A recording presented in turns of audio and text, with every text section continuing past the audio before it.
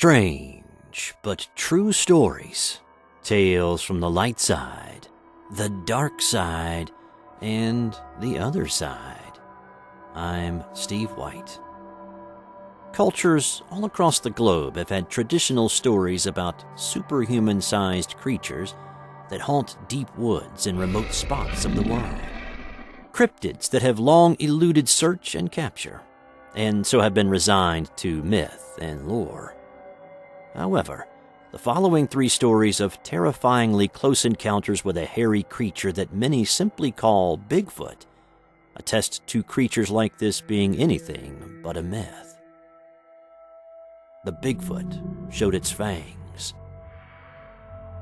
My grandpa has worked all his life in the energy sector, starting as a part-time gas station attendant in the 1960s, working for Texaco most of his younger adult life, then eventually working his way up to vice president of a large natural gas company. That company has operations all over the world, but a big part of that company's operation is in the tiny town of Beluga, Alaska. Beluga is about 10 minutes from Anchorage by charter plane. The town's main street is also a gravel airstrip, and the permanent population was 32 as of the 2000 census. It's located on a tiny patch of stable land amidst the endless salt flats across Cook Inlet. Easily the most remote place in the United States with an eye view of a major city. In the summer of 2008, my grandpa and I were in Anchorage on a pleasure trip when he got a call from the site manager of the Beluga Rig Cluster. They said that a grizzly bear had wandered up to the crew cabin in the middle of the night, which in summertime Alaska means the 2 hours or so of twilight during which the sun ducks behind the mountains to the south. This bear caused a mess, digging through trash cans, partially mauling an equipment cover, and ripping a tire off of one of the crew's trucks. Nobody had seen the bear, but they had heard it snorting and grunting to itself as it worked. Now, any threat on the work site was a threat to the company, and bear or not, it needed to be dealt with. My grandpa left me in the care of one of his friends and chartered a flight to Beluga immediately. When he got to the work site, he found exactly what had been described to him. A large, heavy-duty equipment cover weighing at least 200 pounds had been dragged free of the generator it was meant to shield, and a corner of it had been ripped beyond repair. Trash was scattered about and a dumpster was overturned, and sure enough, one of the company's Ford Explorers had been dragged from its parking spot several feet, with one of its tires destroyed. Grandpa radioed back to us, telling us not to expect him home until the next day, and got to work repairing the damage. Before going any further, I should mention that my grandpa is a staunch realist. He doesn't own a single fiction book. Well, okay, he does like the Jack Ryan series by Tom Clancy, but he mostly loves historically accurate films and old documentaries, and personally owns a collection of Wild West-era artifacts, including old spools of barbed wire, authentic vintage cowboy garb, including belts, buckles, boots, and hats, and his most prized possession, a 1903 Colt single-action revolver. He's an avid outdoorsman and spends most of his weekends hunting, fishing, hiking, or biking, be it in Alaska, Colorado, or his home state of Texas. The point of me saying all of this is that he knows what is and isn't a bear, and definitely isn't one to embellish the truth.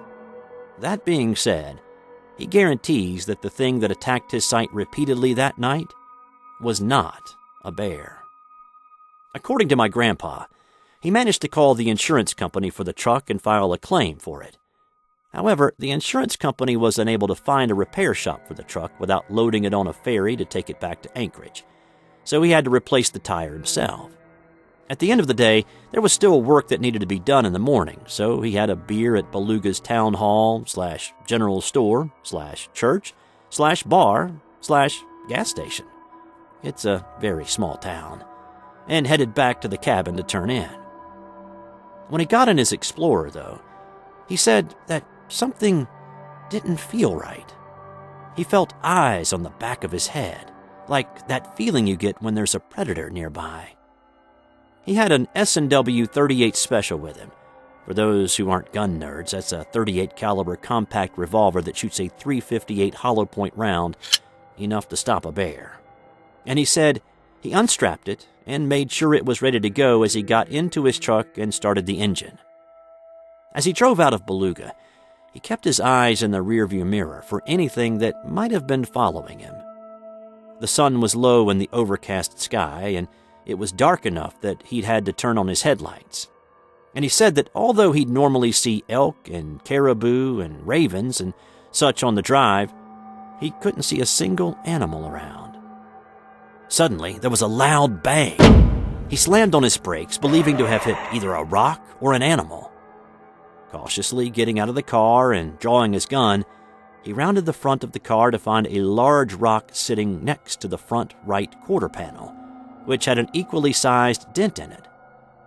He wasn't near a cliff or anything for the rock to have fallen from. He said he could still feel the eyes on the back of his head as he picked up and examined the melon-sized rock. Another bang and the sound of breaking glass. This second rock had flown through the air from behind him and hit the truck again, knocking the mirror off. He whirled around and fired off 2 warning shots to scare the assailant away, and would later describe to me having seen a large creature about the size and color of a grizzly bear, but with long arms like a gorilla. He said he didn't get a good view of its head through the trees, but claimed that it ran away on 2 feet after the gunshots were fired. He made note to tell me that as it ran, it crashed through the forest, as he put it. Not like an animal, not quiet like a deer or a bear. Definitely not afraid to make noise as it ran. Anyways, he gets back to the drill site and tells the other workers what had happened, showing them the fact that 2 shots had been fired from his gun as evidence, as well as the damage to the Explorer. And they agreed to use full perimeter lights that night and have somebody stand watch. My grandpa took first watch, stayed awake and near the cabin's front door overnight, and was relieved of duty just before the sunset when he went to sleep. He was awakened by a shout. The sun had just risen, meaning he had only been asleep for an hour or 2 and was still dressed. Running to the cabin door, he said that he saw the creature at the far side of the site. He said he could see its face this time, and it was grinning and baring its fangs at them, kind of like an ape. In fact, he described the entire face as looking like a chimpanzee. He described it as being bipedal, about 6 to 7 feet tall, based on equipment it was standing near, and being covered in golden brown hair, shaggy like a grizzly bear. He says that some of the crew members started throwing stuff at it, and someone fired a gun off and it disappeared again. But that was just the first of several sightings of it over the next few years until the company went bankrupt and was forced to close operations in the area after an ecological disaster which received considerable press coverage. Tennessee Bigfoot. This is an encounter I had when I was 23. It was the fall of 2004, and my world was turned upside down with an experience I have never shared until now. I was a young, newly married man. I had been a city boy all my life, so living out in the woods of Tennessee was a new experience for me. Every evening I would venture out and feed our big red-boned dog. His name was appropriately enough, Red. He was a massive, gentle giant. Red would run free all day until the evening would come. Then he would meet me at his doghouse with his big tail wagging. One evening around dusk, I walked down to his doghouse, bag of food in hand, ready for him to jump up on me with his massive paws. But this evening, Red was in his doghouse, whining. "Red, you silly thing. What in the world would you be afraid of?" I chuckled. I poured out his food and turned to go back in the house when something caught my eye. Something was reflecting the newly risen moon. I squinted to see what seemed to be 2 big eyes staring at me. The eyes didn't move. To my left, I heard my wife open our back door and yelled that our dinner was getting cold. I turned to her and I said I was on my way. Turning back to check on Red, I noticed the eyes had moved. They were looking in my wife's direction. Then I saw the outline of the head the eyes belonged to. Huge and massive. The large head turned back toward me. I felt as if someone had thrown ice-cold water on me. Being young and thinking myself invincible, I yelled, "Get the hell out of here, you freak!" The figure did not move. Red just whined again. The back door swung open, and I heard my wife yell, "Are you coming?" "Get in the house!" I screamed. My wife looked wildly around and asked, "Why?" "Get in there!" I commanded. I slowly moved toward Red's house and grabbed him by his collar. Talking to him as if he understood me, I whispered, "When I start running, you follow me." Then I took off like a shot for my house. I finally made it to my back porch and was relieved to see Red had followed me. Slamming the door and locking it, I peeked out the shade. "What's going on?" my wife yelled from behind me. "Shh," I said. As I watched, the figure stood up. It was massive. I'm a big guy at 6'2" and 240 pounds, but this thing dwarfed me. Night had fallen, so I could not make out all the details, but there was enough moonlight that I could make out the outline of this thing. I tried to explain what just happened to my wife as I watched this giant make its way out of the woods, walking slowly around the doghouse. My wife ran to our bedroom. I could hear her talking to her dad from the kitchen. Her dad was a true outdoorsman, camouflaged everything, and he only lived a few minutes down the road. She slammed down the phone and ran to my side. "Dad is on his..." She trailed off as she was seeing what I was seeing. This thing was heading towards us. It had a human form, but out of proportion with the arms almost reaching its knees. We ducked down and rested our backs on the door. My mind raced as I tried to think of anything we could use for a weapon. A few minutes passed, and everything went silent. We decided to chance a lookout. Slowly, we raised the shade. The creature was still there, a few feet from our back porch, standing, staring, and swaying back and forth. My father-in-law pulled into the driveway at that point. The lights hit part of it, and I could make out shaggy hair that seemed to cover the whole massive body. Her dad banged on the front door until we unlocked it. Walking in, he looked a little amused. "Raccoon?" he said jokingly. "Not quite," I replied. Just then, my wife's little brother entered the house too, carrying his rifle.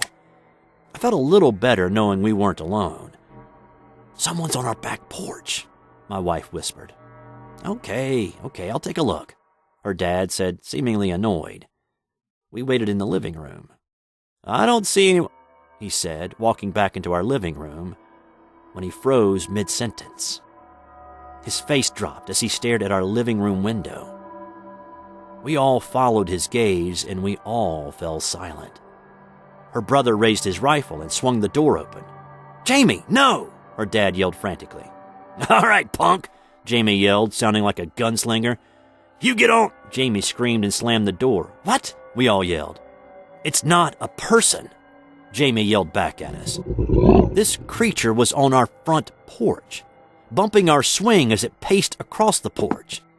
We could see the outline of the creature as it walked from one side to the other, making loud thumps with every step.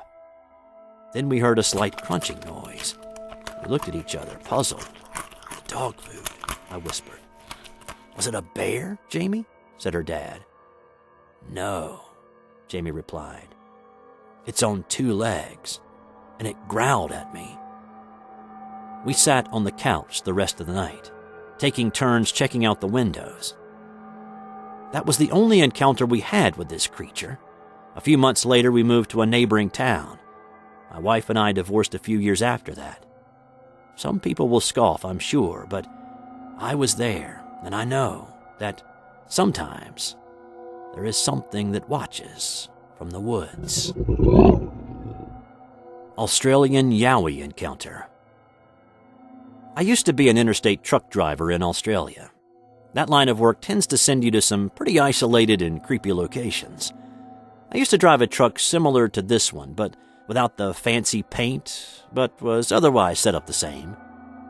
One night, I was driving the truck and trailer up what was little more than a dirt road, coming out of Lithgow in the Blue Mountains in New South Wales, which is in the southeastern part of Australia. The road, and I use that term very loosely, wound its way past the State Mine Museum and off deeper into the backcountry to an area that has a managed forest.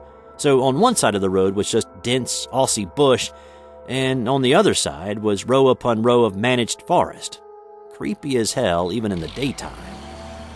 I had delivered a small bulldozer to a logging site and was on my way back towards Lithgow when I ran out of driving hours, so I pulled over and went to sleep for a little bit. I woke up around 1 in the morning and filled in my logbook. I left the interior light off because it was a full moon and there was more than enough light to work with. As I was filling in my log, I noticed a man coming out of the managed forest on the opposite side of the road, maybe 100 meters further down the road. I figured if he needed help, he would come over to the truck, and I went back to my paperwork. You know that feeling you get when something is not quite right and the hair stands up on the back of your neck? Well, I got that feeling. When I looked up again, I noticed that the man was right in front of my truck, probably only a few feet away, but what struck me was the size. To put it into context, I had the perfect size reference. The hood of my truck was 6 feet 6 inches off the ground, and this thing's chest was visible over the top of the hood. The hair on this creature was dark brown and black. Unfortunately, this was well before dash cams were in wide use. It seemed curious about my truck, this massive thing that had wandered into its territory and was peering straight at me through the windshield. I had one of those fight or flight moments, and instead of sitting still, I slammed the starter button and hit every light the truck had, high beams, spotlights, everything. The old Mack truck was air start, so it screamed like a banshee and then roared as I started revving it to get the air back up so I can get the brakes off and leave. The creature stepped back from my roaring truck and raised its hand to shield its eyes from all the lights. Its eyes glowed red, kind of like a cat's do when you hit them with a light, and then it roared its disapproval. It's hard to describe the sound this thing made. It was a guttural sound, like a cross between a pissed-off gorilla and a roid-raging bodybuilder and a bear. That's not a great way to portray it, but it was honestly like nothing I had ever heard on this planet before. Then it ran off with a sort of loping gait into the scrub on the side of the road, so it was definitely bipedal. I know that in the United States, a creature like this is referred to as Bigfoot. In Australia, we call this creature the Yowie. I got the heck out of there. I did not even bother with a walk-around inspection because there was no damned way I was getting out of that truck until I got back to the lights of town. I've been back there just once since then. I went there with a couple of friends and we drove up that road to have a poke around, look at the ruins of the mine, that sort of thing.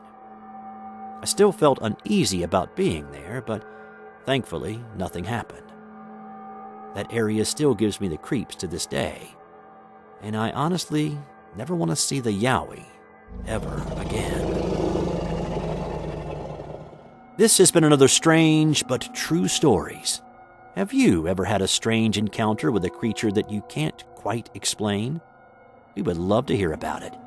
Send us an email to strangebutTrueStories2@gmail.com. Tell us what you thought of this story in the comments below, and subscribe if you haven't already. We appreciate all those who have. I'm Steve White. Thanks for watching. Until next time.